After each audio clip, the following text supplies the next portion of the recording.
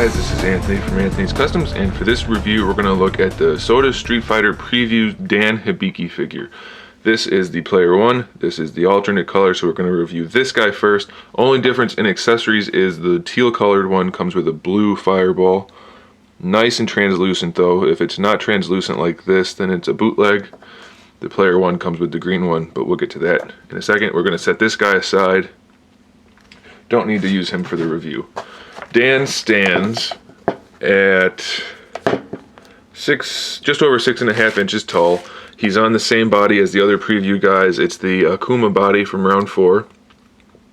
As far as accessories go, he has 2 heads, one frowny face one and one crying one. They both have the little hair thing in the front. Those tend to get lost and or broken off, so if you're buying a loose one, be prepared to not have this. You can make a fake one if you need to out of a wire tie that holds a figure into its package and just paint it brown, stick it in there, and it'll suffice. He also has the ponytail in the back, which is the soft material. They didn't paint the ponytail hairband thingy, whatever those are called. It's all just the same color. I don't particularly care for the face sculpt on Dan. It doesn't look like him too much to me. Way too scrunched up and weird looking. I don't know. It's just kind of odd. As far as hands go, he has the thumb hand, which is either an up or down thumb. That's up to you. The open hand, which is only kind of open with the thumb up right there. Then he has 2 fully open, well, not fully, but you know what I mean, open hands, individually sculpted fingers, and it has the peg hole for the fireball in there. Doesn't fit very well, so you're going to need to use some hot water. Sometimes it'll fit, sometimes it won't. Depends on your figure in particular. Look how nice and translucent that is though. It's just got the hint of green on the edges, so you know it's legit when it's nice and clear. Then he has 2 fists, of course. So total of 6 hands, 1 fireball, and 2 heads. Pretty good spread of accessories, I think. That's even more than most other SOTA figures, so it's pretty good. Dan is probably the least well made out of all of the preview figures. They all have some quality control issues, but Dan is known for falling apart and having issues, especially paint issues, like you can see on his hip right there. Hopefully there's some paint missing. Lots of little nicks and scuffs throughout. That's the way he came. Nothing you can do about it. He does come with a little piece of clear plastic that protects his gi from his ponytail. If you have one of these clear pieces of plastic, if you bought him brand new, keep that with him, because otherwise you end up with a guy that looks like this.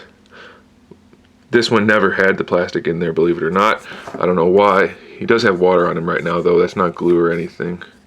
Well, some of it's glue apparently, some of it's water. I had to use the water because most of the Dan figures, if you're trying to interchange the hands, you're going to need to heat up the plastic because it's way too tight and they break way too easily, so heat it up first. Anyway, if you're storing the figure, use a piece of clear plastic, cut like a lunch bag, sandwich bag, whatever you have to do. Separate that so that the hair doesn't rub on this because the paint will come right off and rub on the gi.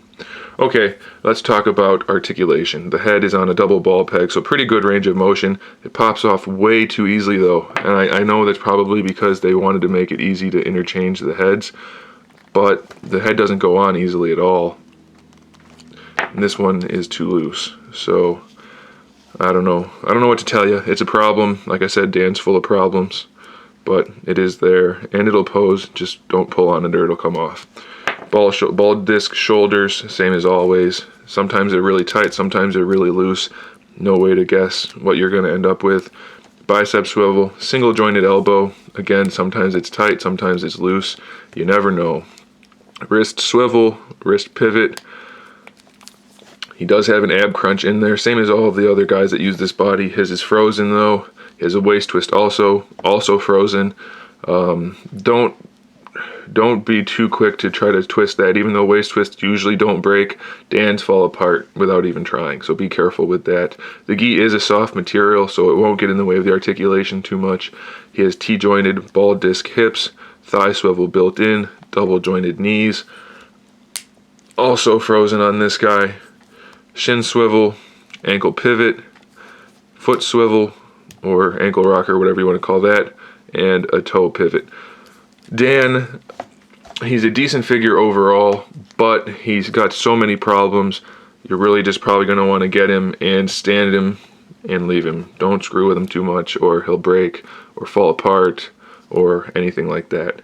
And since he's going for decent money nowadays, you definitely don't want to break yours. I have 3 spare ones that are all broken in different stages because there's so many problems. This guy has no hair, no front hair pieces. Well, I guess he has one, but he's got no front hair pieces. One of the hands is broken on him. This guy, does he have? This guy has no front hair pieces. A couple of broken hands. So they're super duper fragile. So be very careful with him. And he's worth getting if you want to fill out your Street Fighter line. But if you're just collecting cool figures, he's an easy pass just because he's so fragile and such low quality control was conducted on him. So there's Dan Hibiki. I don't know if he's good or not. That's up to you guys. I think he's okay for filling out the line, but that's about it. Thanks for watching, guys. Stay tuned for Goken, and in the meantime, keep collecting.